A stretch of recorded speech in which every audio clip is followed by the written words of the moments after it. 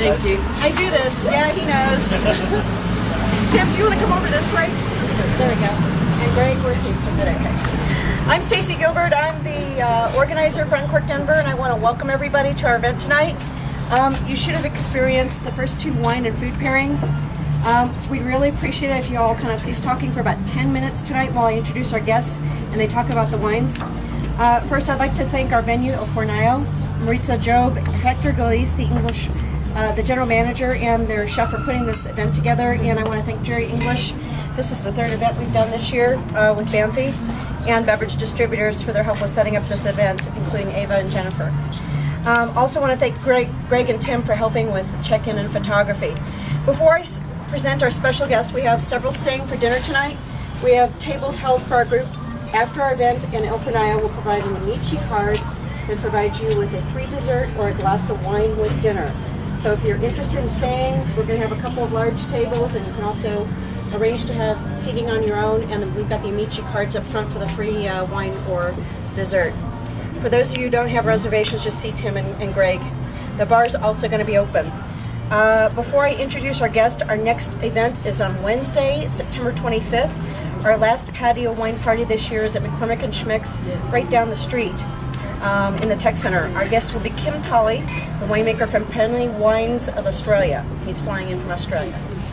Banfi Vineyards has a portfolio of wineries worldwide. Tonight we are sampling wines from the Bolla vineyards and estates in Italy, in particular in Verona and Tuscany.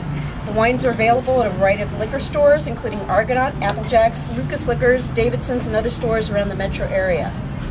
Our special guest tonight is Guiseppe Luisi. Guiseppe is the official ambassador for Bolla and Fontana Candida, part of the Banfi Corporation. Guiseppe began working with Castello Banfi Corporation in 2001, sparkling a 12-year journey discovering wine, food, and culture throughout Italy. He rose to become Banfi's Northern and Central Italy regional manager. He understands 90% of Italy's dialects, even though he's spent quite a bit of time in the States. He's dined in nearly 5,000 fine restaurants, wrote about wine for La Repubblica, Italy's second largest newspaper, and regularly answers questions as the Count on Radio, the #1 radio talk station in Rome. Please give your attention and a warm welcome to Guiseppe Luisi. All right. Salute. Salute. Please, feel free while I speak to drink. Taste my wines while we're talking, because I like people. You can't hear me back there? Hold on. Let me try on the chair. Now I look taller. I feel like Caesar now. Anyway, I'm Giuseppe. Thank you for the beautiful introduction, Stacy. Pardon my English. I try to keep it very, very good, but I know I still have a lot of improving to do. So every once in a while, if I say the wrong word, as long as it's not a bad word, please forgive me. Of course, I work for families. I like saying this because it's very important in our world to use the word family and not industry or business or whatever, because wines are not jewelry, but they're jewels. It's not a product just that is produced to satisfy a large scale and huge production. We make wines with passion. We make wines with heart. We make wines for our people. And Bolla is a winery, my winery, very historic. We go all the way back all the way to 1883. We were born with a gentleman called Abele Bolla. He was the owner of an inn. He was a chef. He was not a winemaker, but he was passionate about wines. He was producing wines for his restaurant from his vineyards.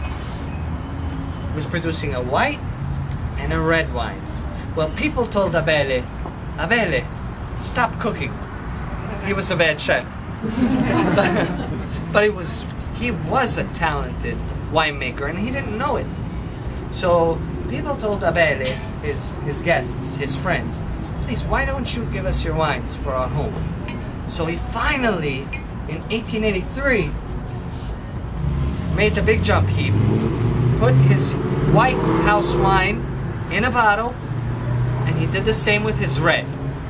Well, the White House wine, next step was to give it a name.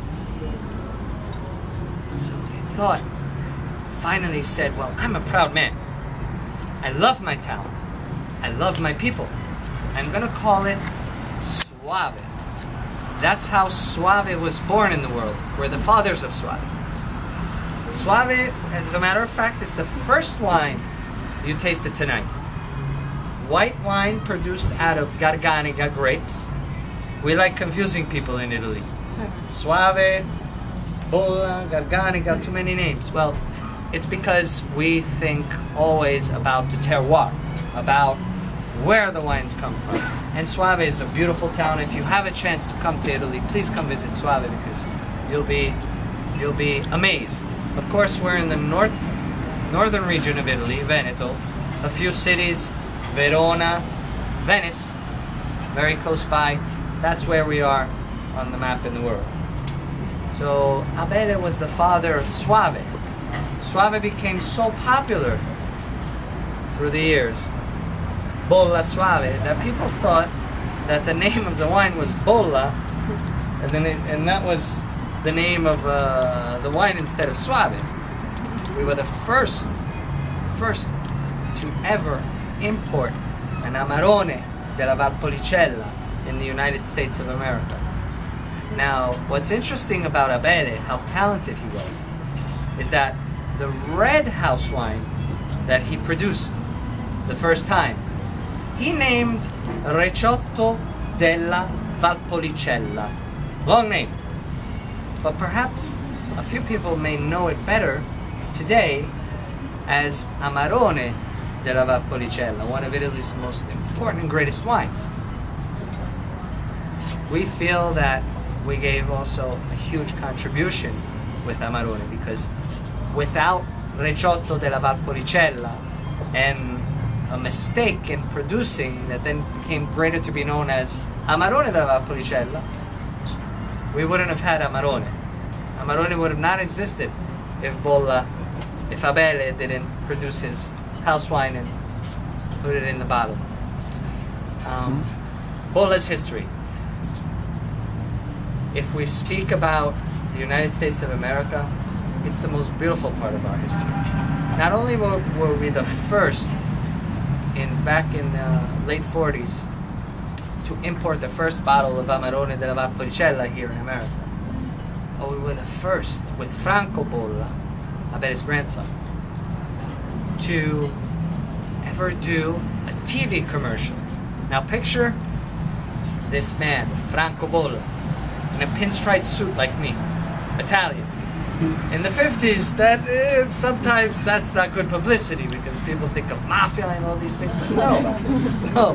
It was Abele just saying, please taste my wines, enjoy my wines with Verona and all the vineyards in the back, and bringing pride and dignity to Italy also on a national level on television in the United States. They called us crazy in the beginning because they said, my Italian wines, fine Italian wines, in America, they are not really perceived that way. Back in the 50s, we were just importing jug wines, not importing wines. Well, crazy or not, today we're still standing in front of beautiful friends in Denver, Colorado, and tasting, I hope, beautiful wines. So we've really opened the mentality to fine Italian wines here in the United States. In the 70s and the 80s, we became so popular that we had a few fans. A couple of them were famous. I'm just gonna take the liberty of naming one.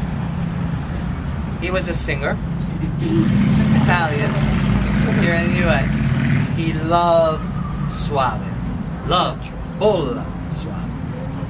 He was renowned for walking out of restaurants if they did not carry our Soave. A few of you may know him. He was Frank Sinatra. Oh, wow. In love, very loyal man. Very loyal man. He would make sure he would always dine with Bolla Soave. Now, what is part of our future? Well, a few years ago, with the Mariani family, fine Italian wine importers since 1919. We partnered to bring Bolla even to greater levels.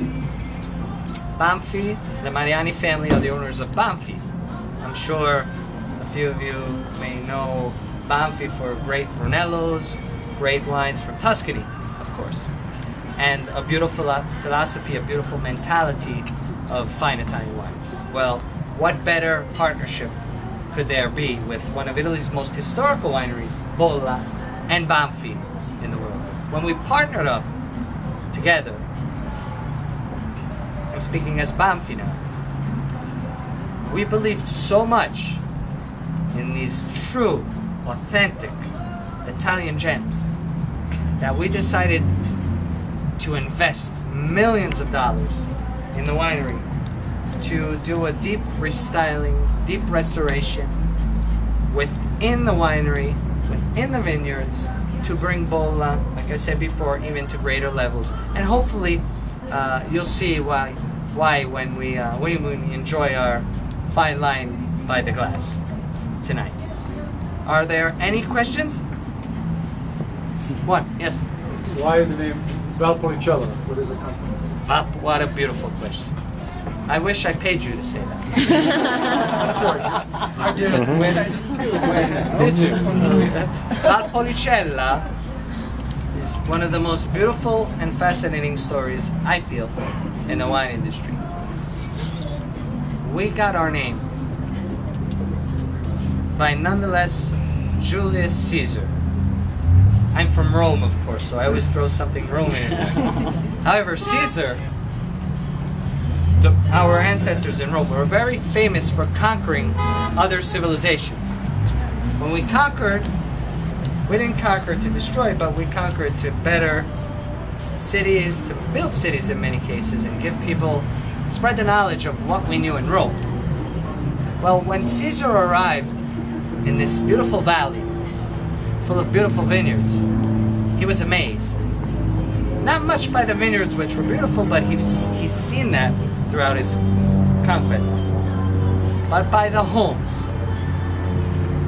Not by the luxury of the homes. We're talking about Julius Caesar, the emperor of the known world back then.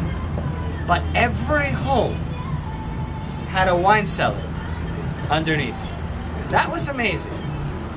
That captured Caesar's attention. So he looked at his general, Marcus Aurelius, and he told Marcus Aurelius, we shall name this land Valpolicella, which in Latin means val, valley, poli, many, cellars, cella, the valley of many wine cellars. That's how Very we got our good. name. Let's figure that out. Back in ancient Roman times. Any other questions? There's so many beautiful stories behind it. Basta? Okay. Thank you so much for your attention, for your time. It's time to taste my wines. Right? I'll be coming around, speaking to everybody, and hopefully getting some feedback of what you think of my wines. Thank you so much. Excellent. Thank you. All right.